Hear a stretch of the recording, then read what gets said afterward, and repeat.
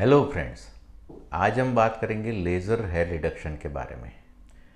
कोई कोई लोग उसे लेज़र हेयर रिमूवल भी कहते हैं। टर्मिनोलॉजी की चर्चा हम बाद में करेंगे। पहले समझते हैं कि ये प्रोसीजर क्या होती है। लेज़र एक मतलब नहीं, गैप नहीं पड़ता। लेज़र एक लाइट सोर्स है। एक नॉर्मल लाइट जो होती है वो उसके सोर्स से जो आती है वो चारों दिशा में फैलती फैलती अपने पास आती है। लेज़र का फिज़िक्स ऐसा है कि जो लाइट है वो अपने सोर्स से आती है और बिना किसी जगह पे बिखरे हुए एक ही सोर्स पे एक ही लाइन में स्ट्रेट पैरेलल जाके टारगेट पे जाती है। तो वो लेज़र लाइट एक बहुत ही पावरफुल लाइट होती है। अब लेज़र और हेयर रिडक्शन से कैसे काम होता है वो हम आपको समझा देते हैं।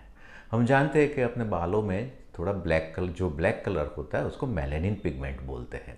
जो हेयर रिमूविंग लेज़र्स होते हैं उनकी जो गुणधर्म है वो ये है कि वो बालों के शाफ्ट का ब्लैक पिगमेंटेशन को लेके बालों के रूट तक जाके वहाँ अपनी पूरी पूरी एनर्जी रिलीज़ करता है। इसलिए वहाँ जाके रूट के आसपास के ब्लड सप्लाई को, रूट के आसपास के सेल को वो नाश कर देता है। तो ये है प्रिंसिपल यानी कि सिद्धांत लेज़र हेयर रिमूवल का, कि लेज़र जो है वो बालों के रूट तक जाके वहाँ रूट के ब्लड सप्लाई को और रूट के आसपास के सेल्स को, हेयर प्रोड्यूसिंग सेल्स जो होते हैं उसको डिस्ट्रॉय कर देता है। लेज़र हेयर रिमूवल के लिए आवश्यकता क्या है? तो ये जो है, ये बात जो हम समझे तो हमारे एक तो बाल काले होने चाहिए। बाल काले होंगे तो लेज़र हेयर रिमूवल हो पाएगा, क्योंकि लेज़र बाल का काला रंग पकड़ के ही आगा जाता है। दूसरा ये कि बाल अपने रूट से कनेक्टेड होता है।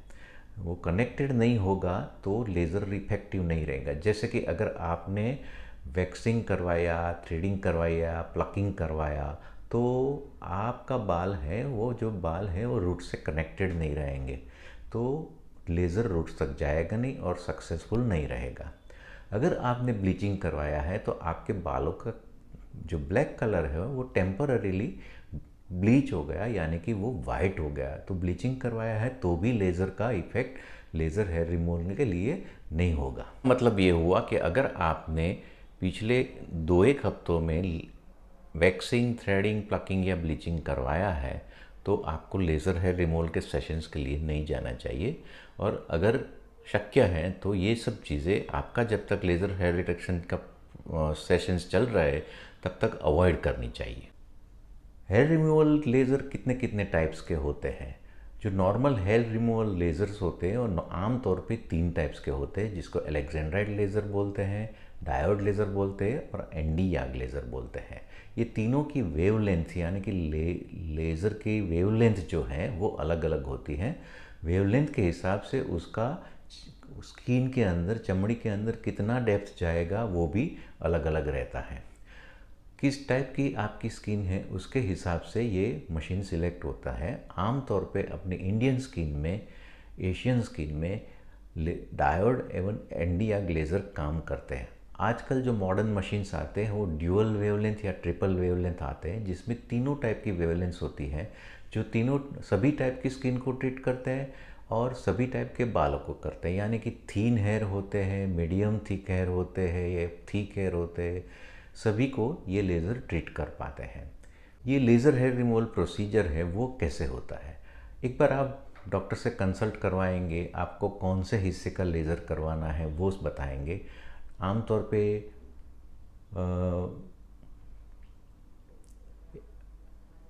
आपको फेस का करवाना है, बॉडी का करवाना है, प्राइवेट पार्ट्स का करवाना है, ये सभी जगह पे लेज़र इफ़ेक्टिव हैं। लेज़र दोनों सेक्स के लिए इफ़ेक्टिव हैं, मेन में, वीमेन में, दोनों होते हैं। ये ज़रूरियात ज़्यादातर पीसीओडी या पीसीओएस, जो पॉलीसिस्टिक ओवेरियन सिंड्रोम या डिसीज़ बोलते हैं, उसके कारण जो फेस पे हेयर ग्रोथ ज़्यादा हो जाती है, उसके लिए ज़रूरत ज़्यादा पड़ती है लेज़र की। मेन में जो हेयरी स्किन वाले हैं उनको थोड़ा हेयर रिडक्शन के लिए लेज़र चाहिए होता है, तो उसमें भी लेज़र इफ़ेक्टिव रहता है। जो लेज़र का प्रोसीजर है वो बहुत ही सिंपल है।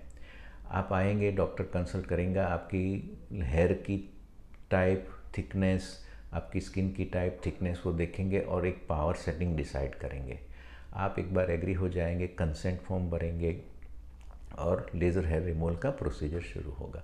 अब यहाँ हमको ये समझना है कि ये जो प्रोसीजर है उसमें जो हम आपको पहले प्रोसीजर जो बता देते हैं उसमें सबसे पहले रहेगा शेविंग करने का। जो बाल है उसको शेव करना होता है, एक स्पेशल ब्लेड से शेव किया जाता है। शेविंग इसलिए करते हैं कि बालों का जो हिस्सा जो स्किन के बाहर है उसके ऊपर लेज़र पास हुआ तो आपकी जो एनर्जी है काफ़ी सारी वो उस बाहर वाले हिस्से में ज़्यादा जाएगी और रूट्स तक कम जाएगी। और दूसरा, ये बाल जो है जो स्किन को टच किए हुए पड़े हैं तो आपकी स्किन को हल्का सा ब्राउन डॉट्स का बर्न्स जैसा हो, कलर डिस्कलरेशन होना भी पॉसिबल है। तो इसके कारण शेविंग करना ज़रूरी है। कुछ लोग ऐसा वो समझते हैं कि शेविंग करवाने से बाल थिक हो जाएंगे, पर ऐसा नहीं होगा, क्योंकि लेज़र जो हम कर रहे हैं वो बालों की थिकनेस को भी तो कम करता है और बालों को रूट से डिस्ट्रॉय भी करता है। तो इस विषय में आपको निश्चिंत रहना है। प्रोसीजर की बात करें तो आगे आपका जो शेविंग हो गया उसके बाद में एक नॉर्मली सभी लेज़र में एक कूलिंग जेल आती है और लेज़र की टिप के ऊपर एक कूलिंग टिप आएगी। जो आपका पावर है जो बताया गया है डॉक्टर के द्वारा वो सेट करने के बाद प्रोसीजर चालू करेंगे। शुरू में पावर लो रखेंगे, आप कितना टॉलरेट करते हैं वो पूछेंगे और फिर आपको जो टॉलरेंस लेवल है और आपकी ज़रूरियात है उसके दोनों के बीच में बैलेंस करके आपका लेज़र का प्रोसीजर चालू किया जाएगा। बेरेबल है कि नहीं, पेन है कि नहीं, ये एक बहुत क्वेश्चन रहता है। बहुत ही थिक हेयर है, बहुत ही सेंसिटिव स्किन है, ऐसे लोगों के लिए लेज़र थोड़ा पेनफुल हो सकता है। आमतौर पे 95% ऑफ लोगों को कोई भी पेन की तकलीफ़ नहीं रहती है। अगर किसी को रहती है तो पेन किलर क्रीम अप्लाई करने के बाद भी लेज़र कर सकते हैं। लेज़र के कितने सिटिंग चाहिए, अभी इसको समझने के लिए हमें समझना होगा कि हेयर ग्रोथ क्या होता है। नॉर्मली जो हेयर ग्रोथ होता है वो फेजेस में होता है। हम जो देखते हैं हेयर अपने शरीर में वो उसमें सभी के सभी हेयर ग्रोइंग और एक्टिव नहीं होते। लेज़र सिर्फ एक्टिवली ग्रोइंग हेयर पे ही असर करेगा। जब हेयर रेस्टिंग फेज़ में होगा या शेडिंग फेज़ में, यानी कि बॉडी के बाहर निकलने के फेज़ में होगा, तो उसमें मेलानिन का यानी कि ब्लैक कलर के पिगमेंट का जो कंसंट्रेशन रहेगा वो इतना कम रहता है कि लेज़र उस पर इफ़ेक्टिव ज़्यादा नहीं हो सकता। सिर्फ एक्टिवली ग्रोइंग हेयर यानी कि जो ग्रो कर रहे हैं हेयर उसी में मेलानिन इतना ज़्यादा रहता है कि लेज़र इफ़ेक्टिव हो सके। और ये जो है वो साइकिल बैचेस में चलती रहे। एक साइकिल है उसमें करीबन 10 to 20% hair on an average वो एक्टिवली ग्रोइंग फेज़ में होता है। ये हर एक बॉडी के हर एक पार्ट में अलग अलग होता है और हर एक व्यक्ति में भी अलग हो सकता है। तो इसका मतलब ये हुआ कि आपकी साइकिल के हिसाब से आपको हर महीने या 1.5 महीने के अंदर जैसे भी ग्रोथ की पैटर्न हो, बहुत ज़्यादा ग्रोथ है तो 3 to 4 वीक्स में, स्लो ग्रोथ है तो 5 to 6 वीक में एक सिटिंग करना पड़ेगा और आपको कम से कम 6 सिटिंग करवाना पड़ेगा। कई लोगों को 8-10 भी सिटिंग करवाना पड़ता है। अगर हार्मोनल डिपेंडेंट हेयर ग्रोथ है तो ज़्यादा सिटिंग भी लग सकता है। जो हार्मोनल डिपेंडेंट हेयर ग्रोथ है वो अगर लेज़र पे रिस्पॉन्ड नहीं करते तो उसके लिए फिर एंडोक्राइनोलॉजिस्ट की मदद ली जाती है ताकि दवाइयाँ वगैरह दिया जा सके और लेज़र का काम आगे ऐसे बढ़ाते हैं कि पूरा रिज़ल्ट आपको मिल सके। किस उम्र में लेज़र करवाना चाहिए ये लोग हमें पूछते हैं। आमतौर पे ये लेज़र हेयर रिमूवल है जनरली जो हार्मोनल डेवलपमेंट हो पूरे होने के बाद, यानी कि 18-20 साल के बाद लोग शुरू करवाते हैं। ये कई बार जो अगर पीसीओडी वगैरह है और फेस पे बहुत ज़्यादा ही हेयर ग्रोथ है तो उतने हिस्से का जल्दी भी करना पड़ता है। पर जो अंडर आर्म्स, प्राइवेट पार्ट्स या हाथ पैर वगैरह लेज़र हैं तो उसके लिए हम नॉर्मली 18 साल के ऊपर वाले की व्यक्ति के लिए लेज़र एडवाइस करते हैं। हेयर रिमूवल लेज़र से करवाने के फ़ायदे क्या हैं ये भी समझना चाहिए। आप वैक्सिंग से कर सकते हैं ये चीज़, आप थ्रेडिंग, प्लकिंग, ब्लीचिंग वगैरह से कर सकते हैं, पर वो एक रेगुलर अफेयर बन जाता है, यानी कि हर 15-20 दिन, महीने में या आपकी ग्रोथ के हिसाब से किसी लोगों को हफ्ते में 2 बार भी करना पड़ता है। तो ये बहुत एक टीडियस प्रोसीजर, और एवरी टाइम अगर हर बार आप ये वैक्सिंग, थ्रेडिंग वगैरह करवाएं तो आपकी स्किन जो है उसके ऊपर डिस्कलरेशन यानी कि पहले से ज़्यादा डार्क हो जाने का भी संभावना रहता है। लेज़र की वजह से ये सब ज़रूरत नहीं पड़ती। लेज़र का रिज़ल्ट कितना मिल सकता है? मोस्ट ऑफ द पीपल को लेज़र का कम से कम 80-90% रिज़ल्ट मिल ही जाता है। जो बाकी जो बाल बच जाते हैं वो इतने थिन हो जाते हैं, जैसे जिसको बेबी हेयर बोलते हैं, जिसके लिए आपको बार बार कुछ करवाने की झंझट नहीं रहती है।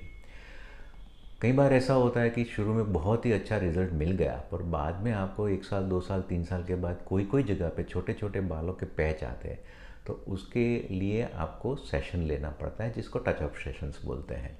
तो वो जितने एरिया में आपका ग्रोथ है उसको एरिया को कवर करते हुए आपको टचअप सेशंस दिए जाते हैं।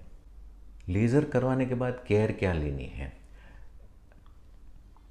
आमतौर पे देखा जाता है कि लेज़र करवाने के बाद आपकी स्किन पे हल्की सी पिंक या रेड कलर की डिस्कलरेशन हो सकती है, जो घंटे 2 घंटे में नॉर्मली चली जाती है। आपकी स्किन पर मॉइस्चराइज़र और सनस्क्रीन उसी वक्त लगा दिया जाएगा जैसे आपका लेज़र का सेशन पूरा होगा। बाद में आपको रेगुलर सनस्क्रीन और मॉइस्चराइज़र यूज़ करना है। ऐसा नहीं है कि लेज़र करवाने के बाद आप धूप में नहीं जा सकते, ऐसी कोई चीज़ नहीं है। आपको धूप में जाते वक्त अच्छी क्वालिटी का डॉक्टर के द्वारा बताया गया सनस्क्रीन लगाना ज़रूरी है। लेज़र के साइड इफ़ेक्ट्स क्या है? लेज़र हेयर रिमूवल एक बहुत ही सेफ प्रोसीजर है और हर टाइप की स्किन के ऊपर इफ़ेक्टिव रहता है, हर टाइप के बालों की ग्रोथ पर इफ़ेक्टिव रहता है। और इसकी जो साइड इफ़ेक्ट में जो नॉमिनल, जैसे पहले हमने बताया, थोड़ा टेम्पररी डिस्कलरेशन या ड्राइनेस या बर्निंग हो सकता है। परमानेंट डिस्कलरेशन या लेज़र से बर्न्स होना ये बहुत ही रेयर है, 1 in 1000 टाइप के केसेस होते हैं ये। और ये भी कोई है वो परमानेंट मार्क छोड़े उतना डीप नहीं होता है। आपको ये अगर ऐसा कुछ हुआ तो आपके डॉक्टर जो है वो उसकी ट्रीटमेंट करके उसको नॉर्मल स्किन को तुरंत रिकवरी हो जाएगी। तो इसके कोई परमानेंट साइड इफ़ेक्ट है या लॉन्ग टर्म आपने लेज़र कराया तो उसकी रिस्क की वजह से लॉन्ग टर्म कोई साइड इफ़ेक्ट है, ऐसा कभी अभी तक कुछ दिखा नहीं गया है। लेज़र जो है, लेज़र हेयर रिमूवल टेक्नोलॉजी अभी 25 साल से भी ज़्यादा पुरानी है और बहुत ही इसका यूज़ होता है, तो आपको निश्चिंत रह के लेज़र हेयर रिमूवल के लिए आगे बढ़ सकते हैं। तो दोस्तों, ये थी लेज़र हेयर रिमूवल के बारे में की गई चर्चा हमारी ओर से। आपको अगर ये वीडियो पसंद आए तो ज़रूर लाइक करिएगा और हमारी चैनल को सब्सक्राइब करिएगा। Thank you.